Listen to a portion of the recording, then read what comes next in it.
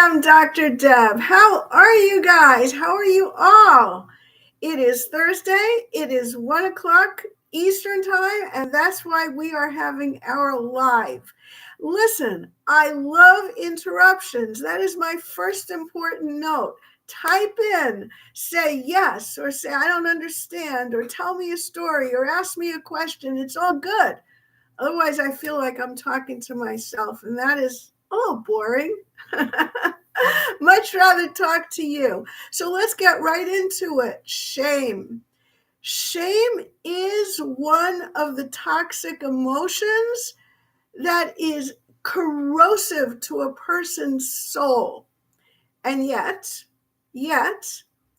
every single bad habit we have, bad attitude we have, bad way of coping that we have comes from a place in childhood where we wanted to and needed to protect ourselves. So every one of those things is actually protective in nature. This means that even shame is protective in nature. Now, in order for you to really make sense out of that, because it sounds like, why would I want to hurt myself, right? You got to put yourself in the place of a small child. The child's 3, the child's 6, the child's 14. The child is just in their first year of life and can't even talk. Who knows?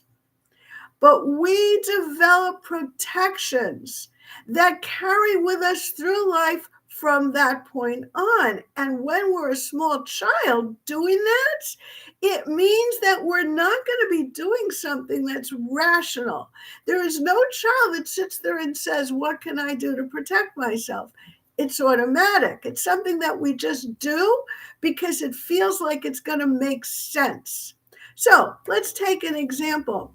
A very good example, actually. In 1990, there was a guy named Vincent Folletti who had a weight loss center as part of Kaiser Permanente.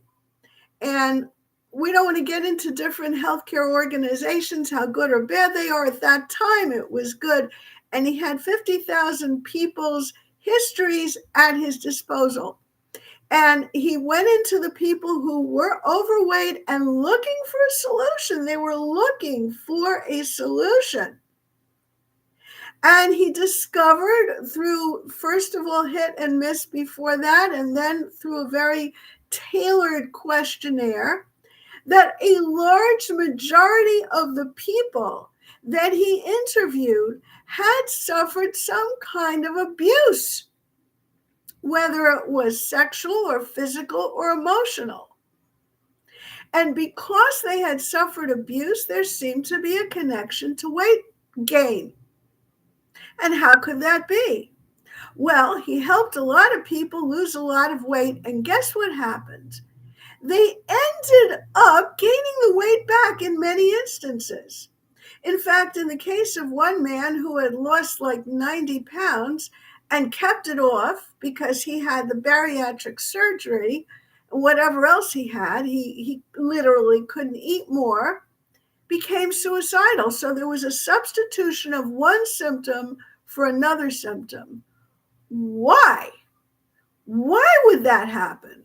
Well, underneath a gain of weight that may have come from abuse is the shame. But they would be ashamed of the weight, right? Why would they eat? Doesn't make sense until you get into it a little more carefully.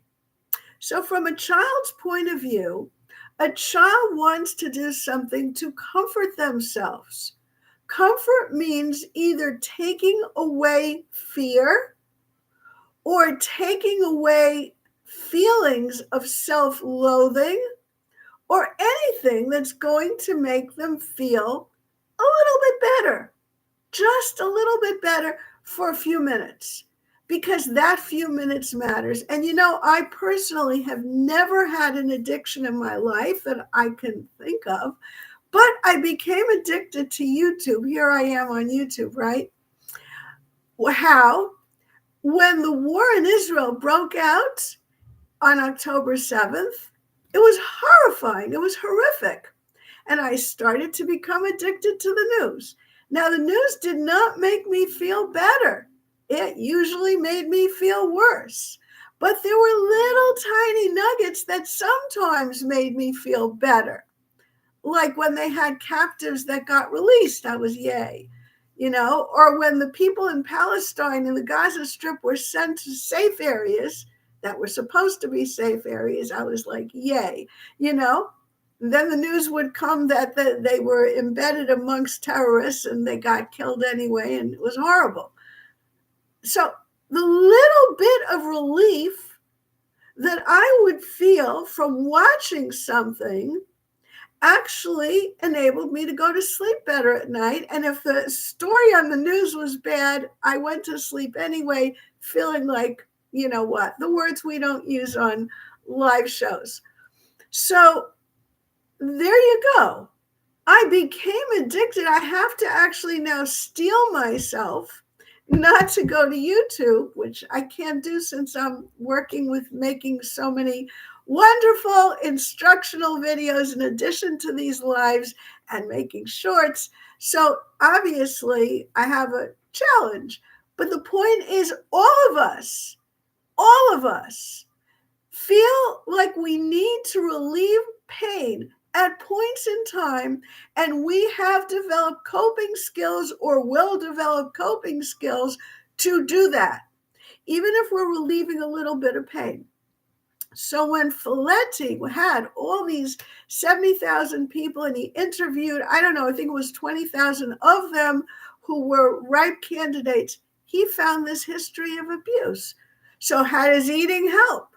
Well, when you eat, a lot of things physically happen. Because your body is in the process of digesting, all that cortisol in your brain is kind of like taken back into your bloodstream. So you're not feeling this excitement. So there's a physiological calming that just comes from the eating process, in addition to the fact that the food may have tasted good at some point. In addition to that, after you have the weight gain that you're now upset with yourself over, what's happened to your thinking? You're no longer focused on the original thing that hurt you so much that you were feeling terrible and shamed. So the shame that you're feeling over your body may very well be less bad than the shame you felt originally over the abuse. Now, what about people who don't have these coping things like habits and so on and addictions that end up taking away pain and they're just living with shame?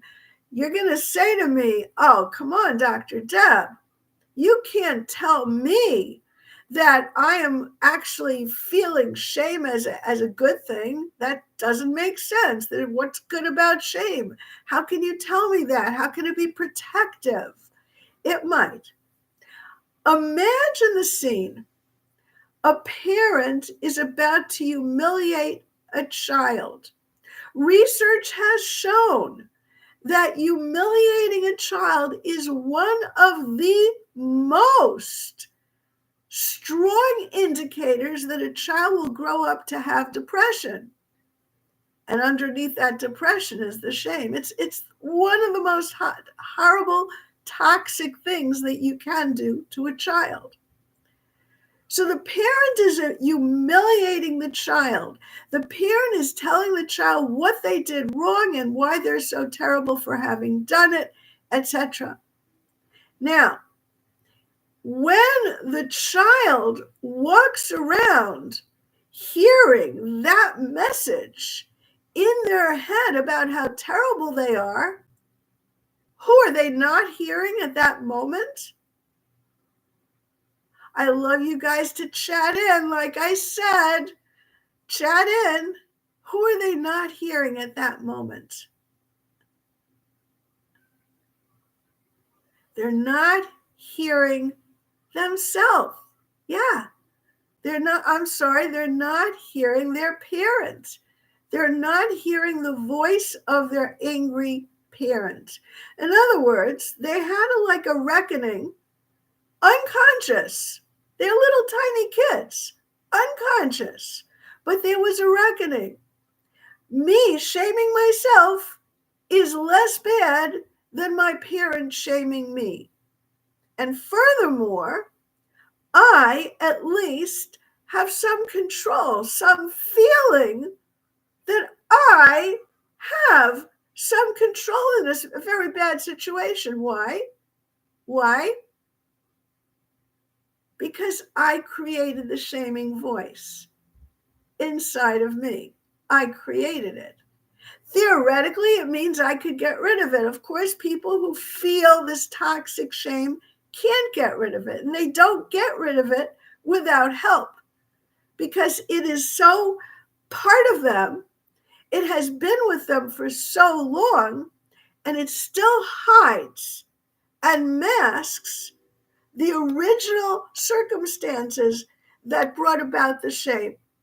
Even when people do remember some of the things that happened to them as kids, often they only remember the tip of the iceberg or one quick scene that they keep reliving and the rest is going underground. There's an awful lot they don't remember, which is merciful because then they're not suffering from it. But the bottom line is that shame that they're feeling is coming from themselves.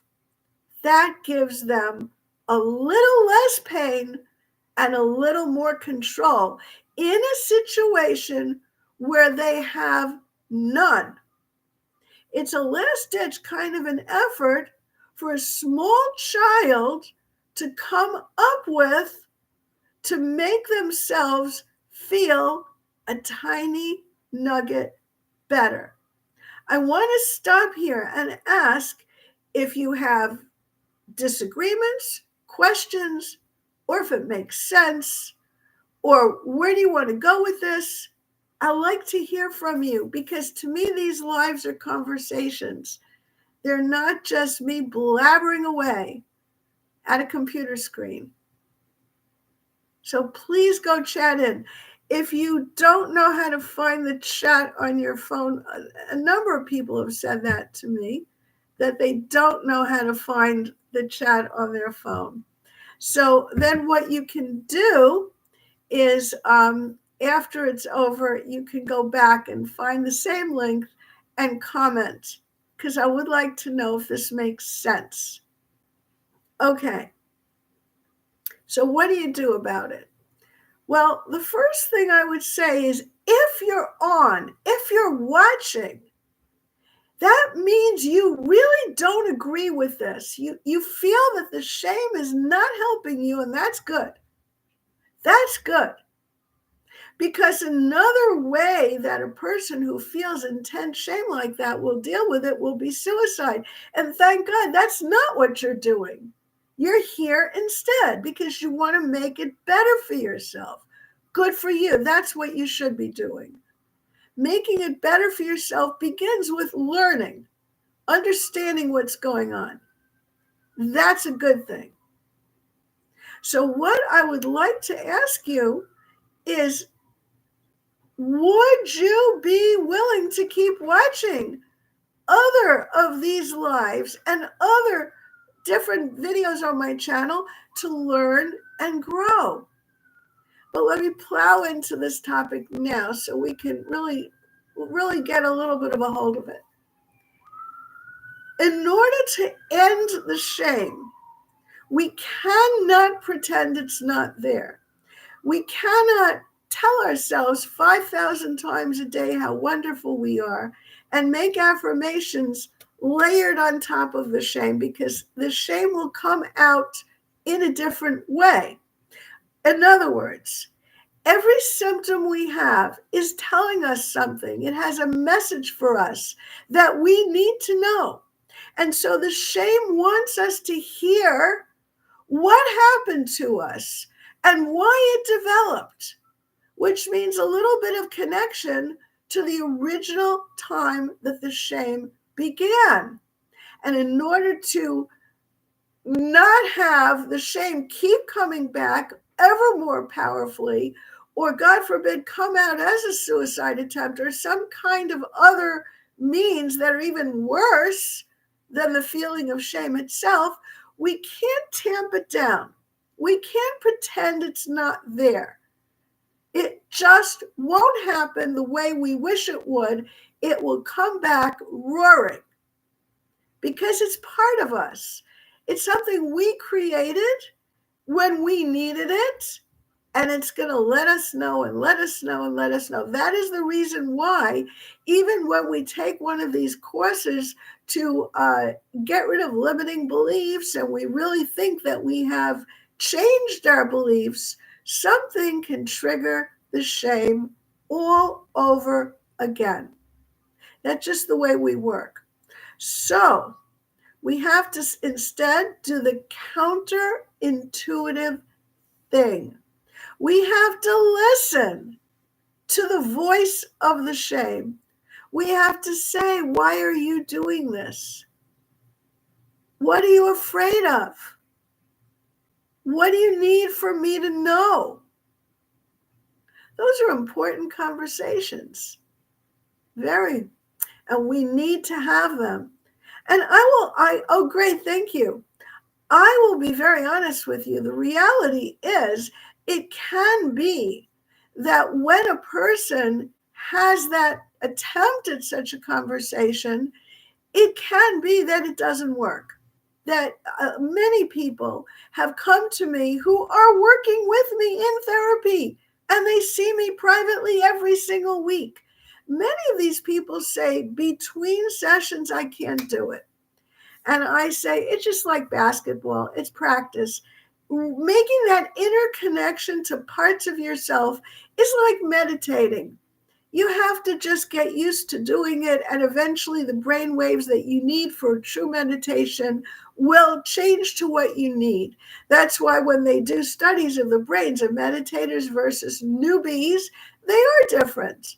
So it's the same thing. You need to get into a state of closing off all the chatter that goes through the rest of your mind so that you can focus on talking to the parts of yourself that you need to talk to.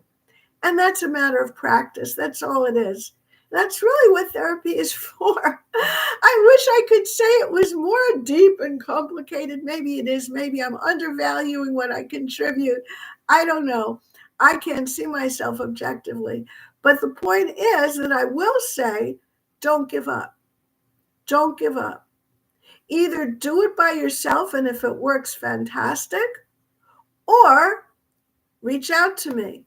If you live out of New York, I cannot see you for private therapy. I do have a coaching program for people outside of New York, so that might work. But in any case, the first step is listening to the message that your shame wants you to know. And the shame may very well tell you that it is keeping you alive.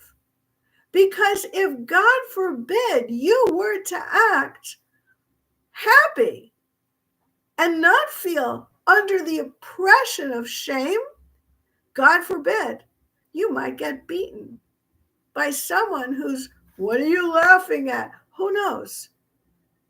Each person's history is different, and the reasons the shame came into their life are different. And so you never know what the reason is for your shame. But I will tell you this, I just had this idea as I was waiting for the dot of 1:00 to start. I'm going to work out something on my website, and I'm going to leave it here in the comments for this or maybe all of my video descriptions, that I am going to give away a personalized response to anybody who wants to know the origin of their symptom, and it will have about 10 different possibilities. So let's go through the 10 for shame right off the bat here. 10 possibilities when I don't even know you. So we said 1, if you keep down your mood so that you're not happy and free and laughing, It prevents your abuser from beating you up because they look at you and say, "What are you laughing at?" Or another possibility is it frightens your abuser because your abuser may now feel like you are going to be too free and you may tell on them. Now remember, this is the thinking process of a little kid. The kid's 4, the kid's 6. That's you as a little kid. And that's how your shame part of you is seeing your abuser. And if the abuser becomes frightened that you're too independent, they may rein you in by making a humiliating remark or sexual abuse or something else. So that's number 2. Shame may be that I heard a story once, 2 little kids were swimming and one drowned. And the one that lived felt responsible because they were just a little bit older. Well, they're not responsible. A parent should have been there. A grown-up should have been there. You can't send kids swimming without a parent supervising. Well, maybe it wasn't the parent's fault. Maybe the kids both sneaked away to swim behind their parents' back, and then this kid that's left feels shame, feels like it's their fault. Well, the good part of shame, there is a good part right there, is that the kid who feels that way has a clear sense of responsibility and care and love and pain over the loss of this child that was a sibling. On the other hand, we do have to help that person and the other kids who all have suffered and are now grown-ups to relieve themselves of the shame. But let's uncover some more possibilities of why a person might feel shame. Here's another one. And this has actually been documented many times. So listeners that are feeling a little uncomfortable to hear this, I'm sorry, but it's reality. Little kids who have been incested or raped, even by a stranger raped, and felt like they knew it was coming and they felt a little part of them felt good from the sexual stimulation, are now going to be ashamed that they did because they know something was wrong. So what is shame serving in that place? What is the gain here that as a grown-up they would feel shame? Well, the gain is power. They had no power in reality, right? If they were mistreated and abused, they had no power. But that doesn't feel good. Having no power feels terrible. It's frightening. It's disturbing. It's distressing. We all want a sense of agency. A newborn baby cries right out of the hatch. Cries. That's power. That's doing something to make the world respond. But when you're abused, you have none. So what can you do to give yourself a false feeling of power? You could say, I enjoyed it. And now I'm ashamed of enjoying it. So there you go. That's 4 reasons. 5, why a person would feel shame. Anybody out there want to give me a suggestion? Let me come up with something else. Parents' divorce. Unfortunately, sometimes a kid will be the cause of arguments between parents. Like one parent is going to say, you were too strict, and the other parent is going to say, you were too lenient. This is a common argument. Now, what if they get divorced? And what if the kid knows they've argued about him or her? Well, there you've got the shame. I'm responsible for my parents' divorce. And again, it's just like the other cases. It gives a false sense of control in the middle of chaos. Divorce is the worst thing. I remember when I was very, very tiny, I used to think my parents were one person. I knew they were two people. You could see them that they were two people. But somehow it felt to me like they were part of the same person. They were on the same page. They were parents. I couldn't decide that I wanted or liked one better than the other. There was no way I could even think about them as individuals. That's the degree of stability a home in which the parents aren't fighting gives. Now imagine the opposite, where the parents are torn apart, they're arguing with each other, and the kids' emotions are brought in a way that they can't even handle. That's chaos. So what happens? Well, if they say, I am responsible for it, it tamps down the chaos just a little bit in a 6-year-old or 10-year-old or even 14-year-old's mind. It tamps down the chaos just a little bit. It doesn't feel good to have that much power, thinking about it that way, but it sure feels better than having no power.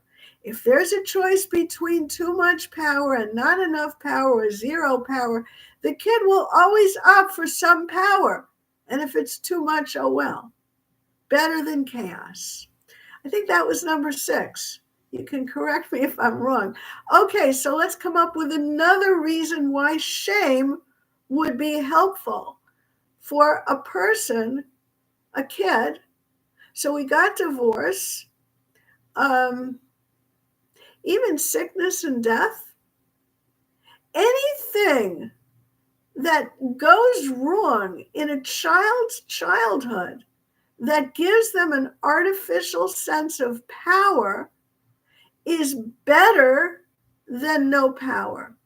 So if they can assume responsibility for the bad thing that happened to them, even if it's undeserved, then it gives them that power over an impossible situation. Oh, here's one: bullying. Bullying by the teachers, bullying by kids. When you're bullied by the teachers, you can feel shame. And again, the shame leads you to think that you could have been handling it better. And if I have the control over the situation to handle it better, that's better than being used, misused, and abused. That little bit of power. I talked earlier when I first opened today's talk about myself watching YouTube videos to feel a little bit better when I'm feeling rotten about the circumstances in this crazy world we're in the middle of living in. It's like scary. It's scary. And 2 people can't talk to each other anymore. It's scary. Me? Yeah, it's scary. So I watch YouTube news to see if things are a little better. And if I hear a good story, one little thing that's good, I feel that little tiny bit better. Just that little tiny bit. It's amazing how little it takes of something good to soothe something bad. And that's why people's psyches develop things such as shame, which is one of the most toxic and corrosive emotions.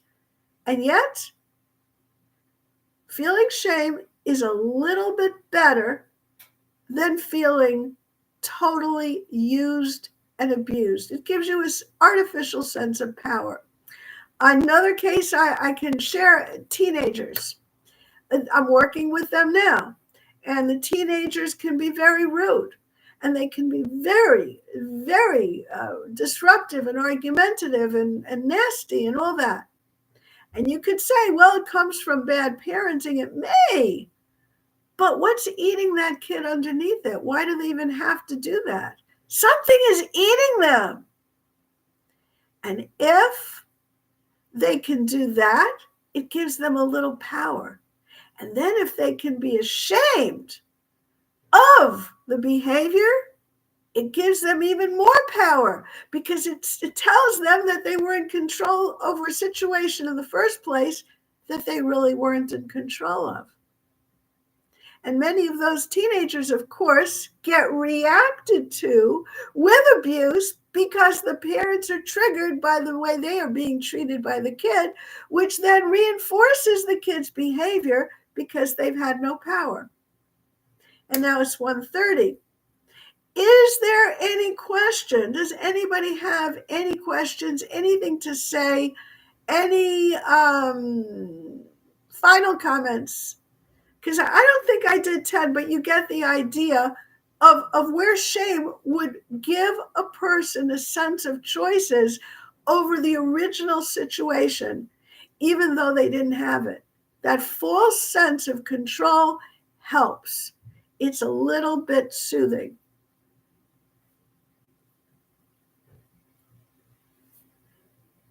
Any comments, questions?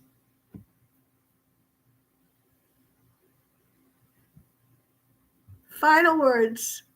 Okay, guys, have a fantastic day. Be well.